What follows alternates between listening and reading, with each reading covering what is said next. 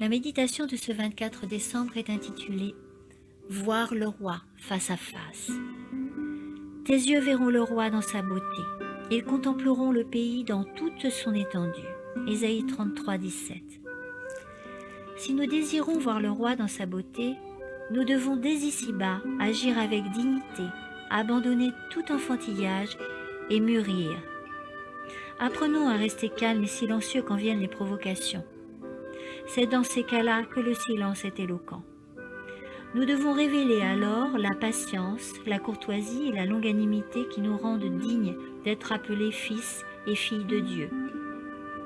Faisons-lui confiance, croyons en lui et dépendons entièrement de lui.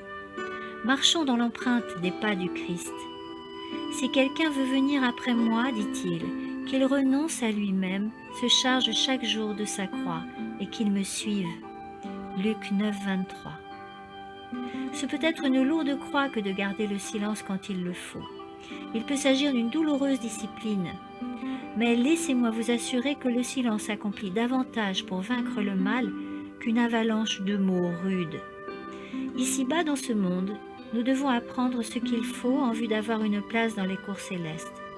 Il nous faut apprendre les leçons que le Christ désire nous enseigner pour nous préparer à entrer dans les classes secondaires des cours célestes, là-haut, où le Sauveur nous conduira sur les rives du fleuve de vie, nous expliquant beaucoup de choses que nous n'avons pu comprendre ici-bas.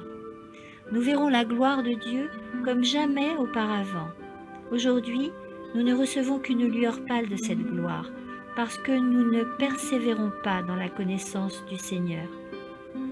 Toute vérité, tout principe juste appris dans les écoles terrestres sont autant de progrès qui auront leur utilité à l'école du ciel.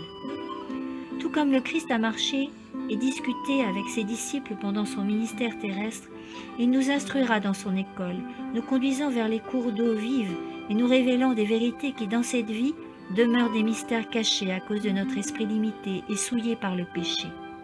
À l'école du ciel, nous aurons la possibilité de parvenir pas à pas au plus grand savoir. Là, enfants du roi céleste, nous habiterons avec les membres de sa royale famille. Nous le verrons dans sa beauté et contemplerons sa grâce incomparable. Nous attendons depuis longtemps, mais notre espérance ne diminuera pas.